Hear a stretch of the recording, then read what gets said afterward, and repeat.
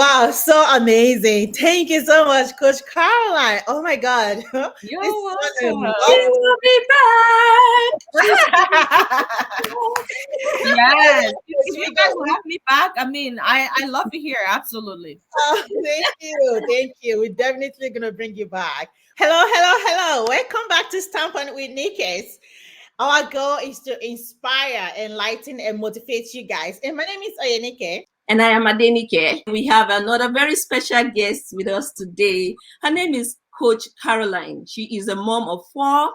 She's a wife, a successful digital business owner. It's our pleasure to welcome Coach Yay! See me clapping for myself. Thank you, ladies, for having me. I've looked forward to this. I mean, nurspreneurs, that's my heartbeat, right? Like we have a message to pass across to our people. Like, listen, those 12 ashes, we know that they're a struggle, but that's not the only way you can make money. Like there's other legitimate ways that you can actually, secure a bag. So thank you guys once again for having me. It's such an incredible honor.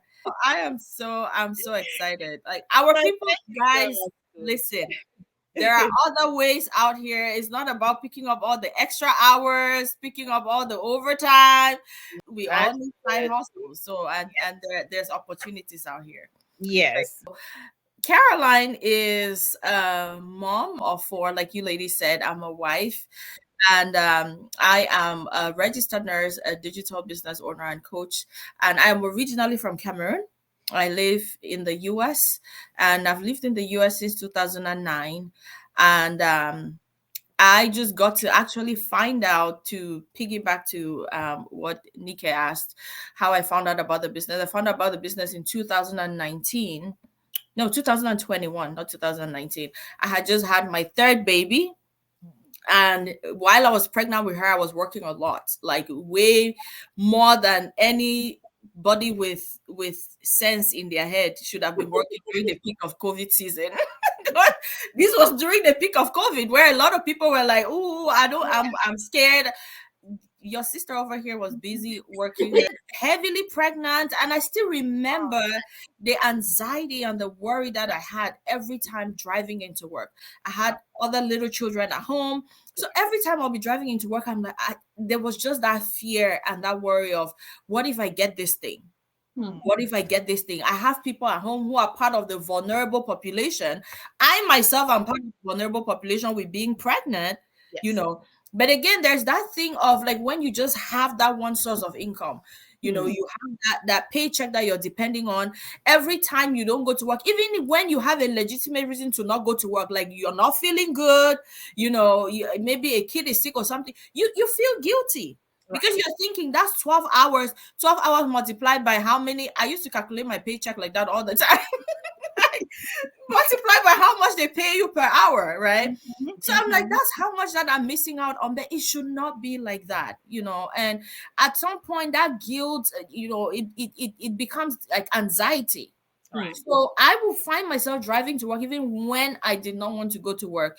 And at the time, my husband was also working full-time and he was in school full-time. So we both recognized that it was important for me to be home more, especially with the pregnancy and with the kids. But we had bills to pay. Yeah. We had bills to pay. You know how you think about something and you're just like, I can't believe, that was my past. That was reality. Yeah. At some point where literally you feel like it's either I go back to work or I go back to work. There's no other option. That's how crazy it was.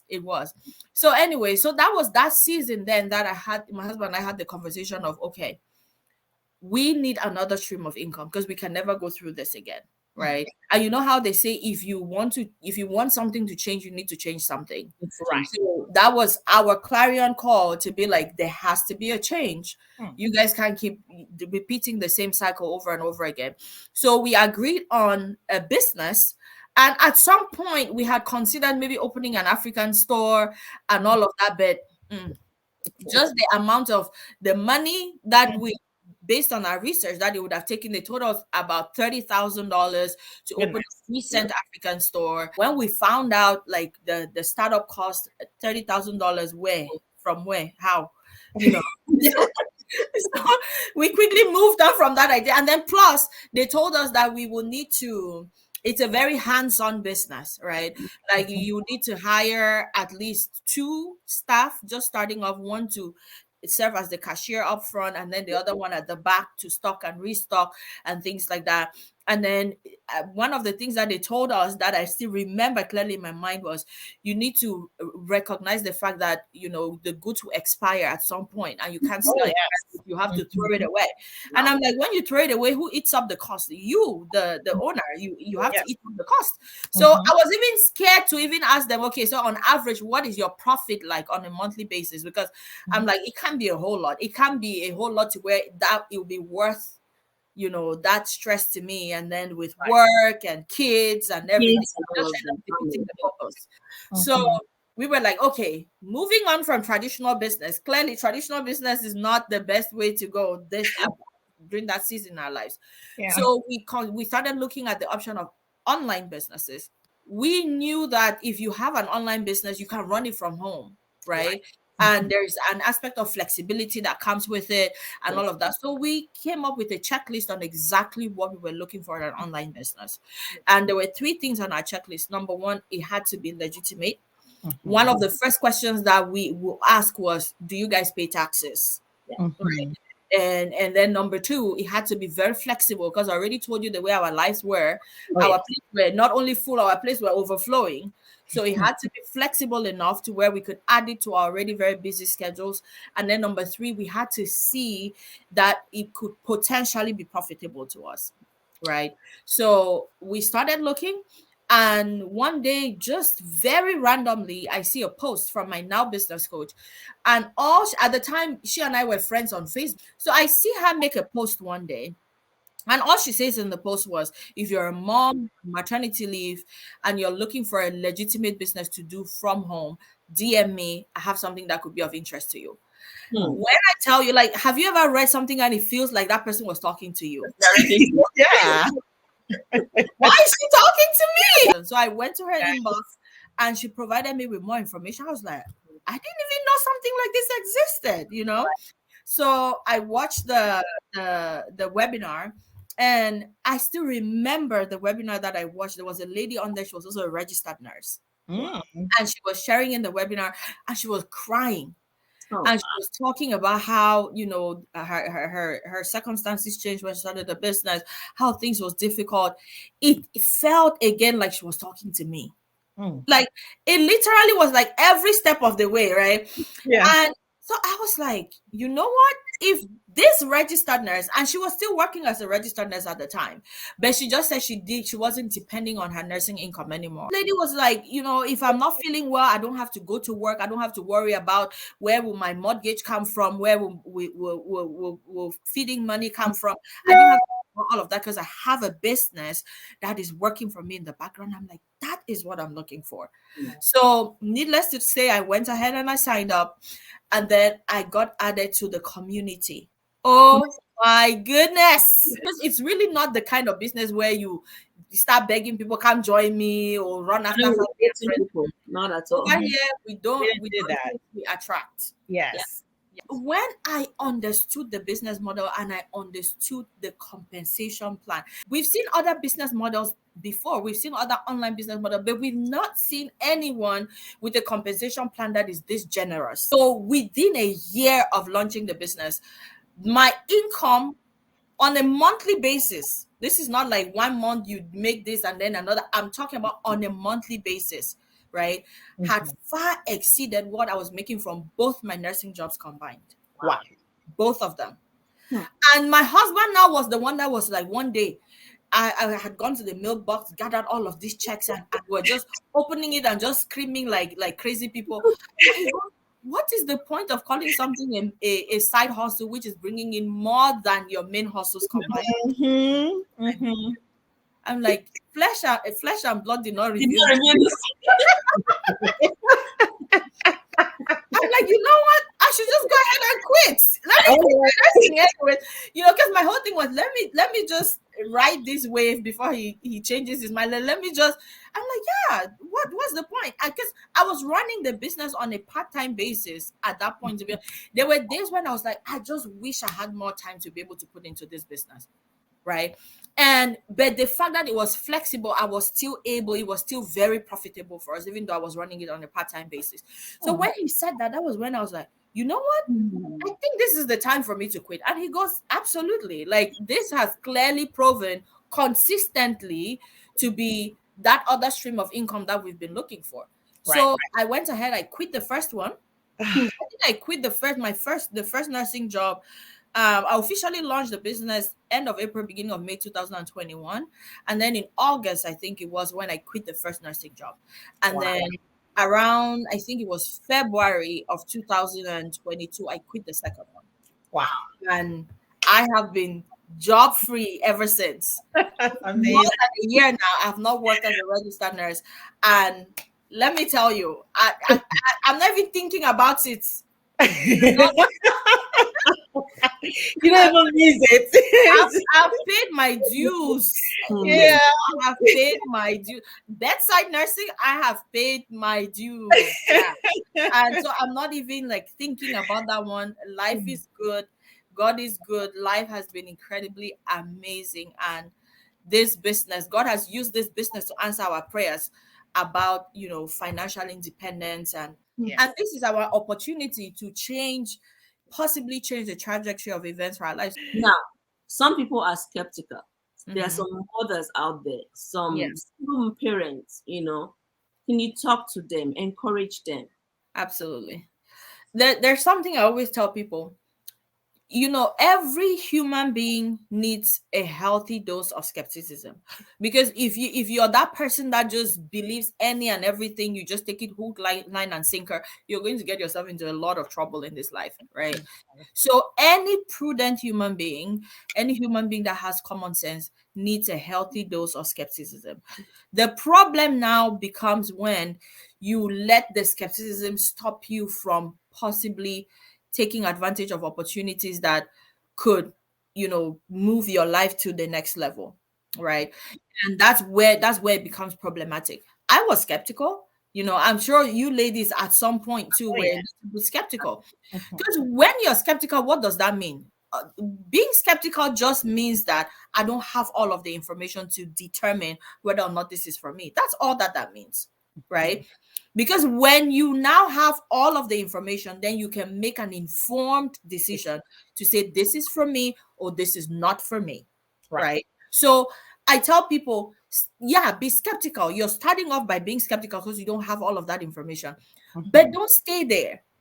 Don't stay at that place of being skeptical. Take the next step, get the information, because the fact that you're skeptical in the first place means that there is a level of interest. Right.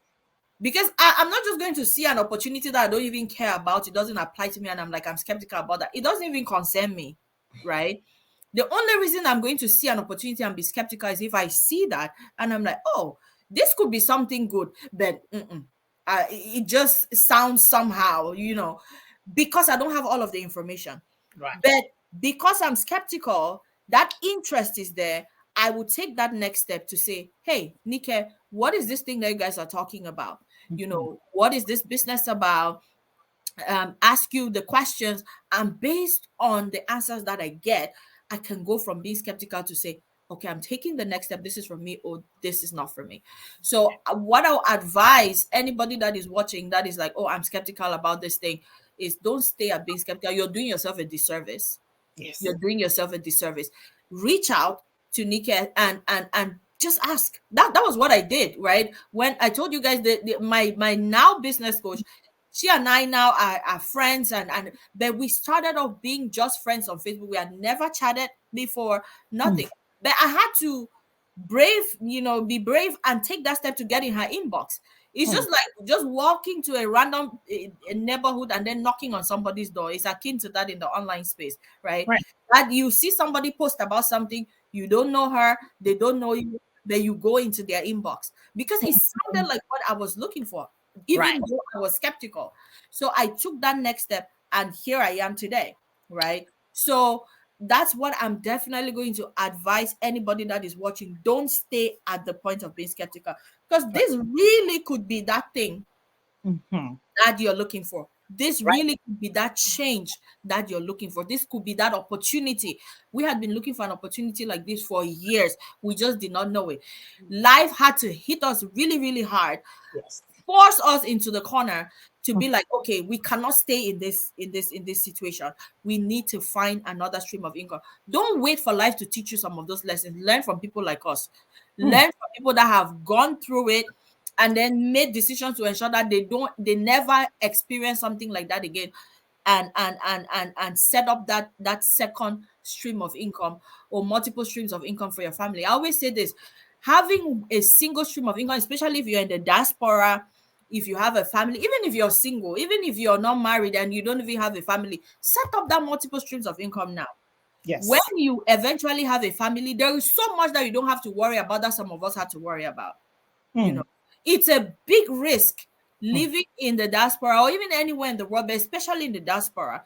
There's a big risk just depending on one stream of income, That's because there's going to come that season. This is a guarantee. It's not like somebody's wishing you bad or anything. That's just like how life rolls, right? There's right. going to come a season when you either will not be able to work, Yeah. not because you don't want to work, or you want to work but you will not be able to work for one reason or another, Right. or you will not even want to work. I've experienced those two. There's Yeah. been seasons where I want to work but I'm not able to work, maybe Mhm. because I'm sick or something, or I had a Things baby, happen. Things happen.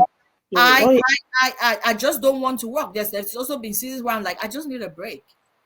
You should be able. I have members, business partners who one of my business partners in Canada, she took about 3 months straight, 3 to 4 months, and she was just like, I just wanted a break from work. She's a registered nurse as well, and she Hmm. can afford to do that because she has a business. Exactly. Yes.